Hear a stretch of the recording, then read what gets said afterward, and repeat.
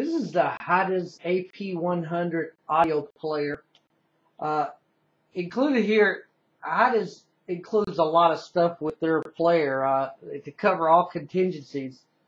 Uh, Included with the device itself, they have a male-to-male audio jack or auxiliary jack type cable. They have a male-to-male RCA to uh, auxiliary cable plug. They have the micro charging cable, a really nice case. I'm actually fairly impressed that they provided a really nice case. The warranty card instruction booklet, a cleaning cloth with a screen, and 2 screen protectors. So they kind of throw everything in here to cover all contingencies, which is kind of a nice touch for them. Uh, I would have liked to see the instructions to be a little bit more detailed with, transferring your music, although it's not that difficult. A consumer new to MP3s might have a little difficult time figuring out what they need to do because that's really not covered in the instructions. I've been an iPod Classic user for many years now. I love my iPod Classic, although Apple seems to abandon the Classic and not update it with any new, next generation devices, which is unfortunate. And this particular audio player has a lot of features actually that I wish that the Apple would have put into their Classic player that this one has. For one, it covers about every type of interface you could use this for: coax, digital output, auxiliary cable. Although I do wish it would have Bluetooth capability. That would have been a nice feature for this and really made it stand out over other similar audio players. I would have liked to have seen that. But even with all that, the thing it has some other features that my Apple Classic that I wish it had. An on-off button for one, a true on-off button, which I prefer that over the style of what Apple used with holding the button until it shut off. I didn't like that feature at all.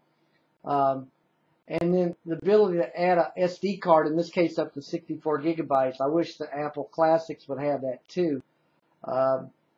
This comes with 8 gigabytes on board, so technically you can make it a 72 gigabyte device. I would have liked to seen this having the ability to support larger SD cards, like 128 or 256, or even larger when the time came and those came out at a reasonable price. Mainly for me because I have a large music collection. I'm a big music buff, so I would have liked to have seen that a little bit. But I mean, it's still a pretty nice capacity for this device. This is a very solid, well-built. It's lightweight. It's solid metal all the way around. Has a fairly good quality screen.